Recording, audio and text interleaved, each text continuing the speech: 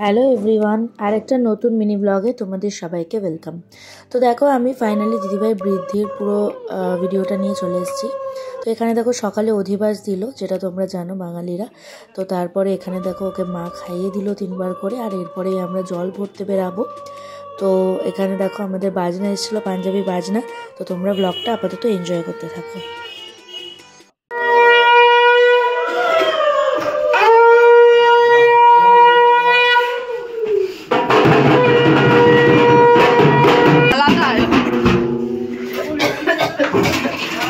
এখন main road দিয়ে যা।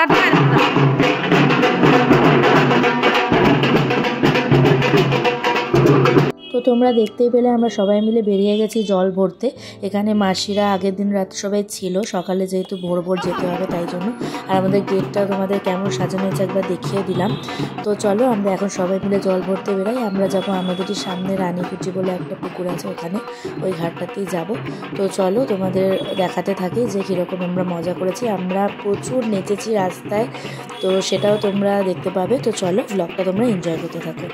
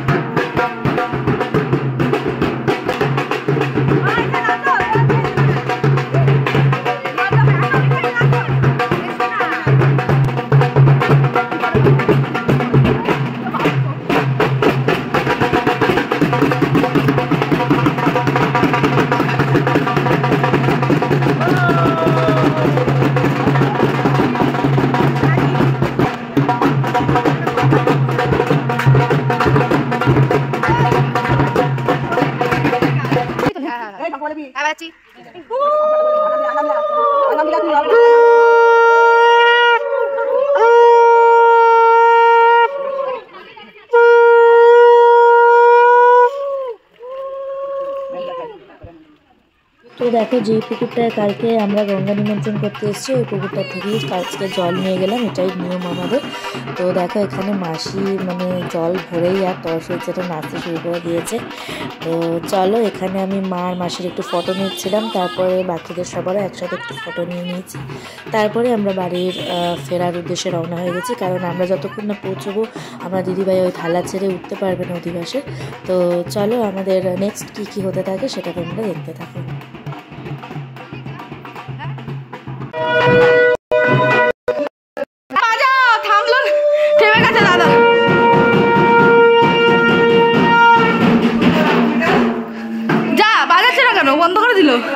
এইখানে আমি একটু কালকের ব্লগটা অ্যাড করেছিলাম, কারণ তোমাদের প্যান্ডেলটা দেখানো হয়নি যে কীরকম কি সাজানো হয়েছিল, তাই একটু এটা অ্যাড করে দিয়েছি।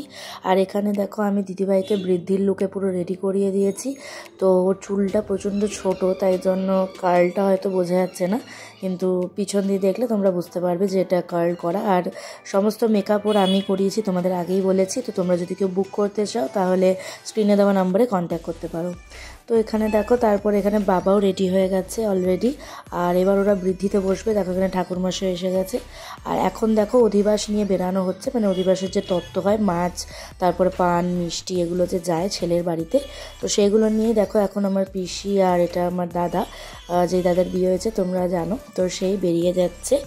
আর এখানে দেখো দিদিভাইকে এখন মালা, কি তুলসীর একটা মালা হয় সেটা পরিয়ে দিচ্ছে। কোমরে যে ঘুনসি হয় ওগুলো পরে নিতে হবে দিদিভাইকে, তো ঠাকুরমশাই দিয়েছে ওগুলো পরতে।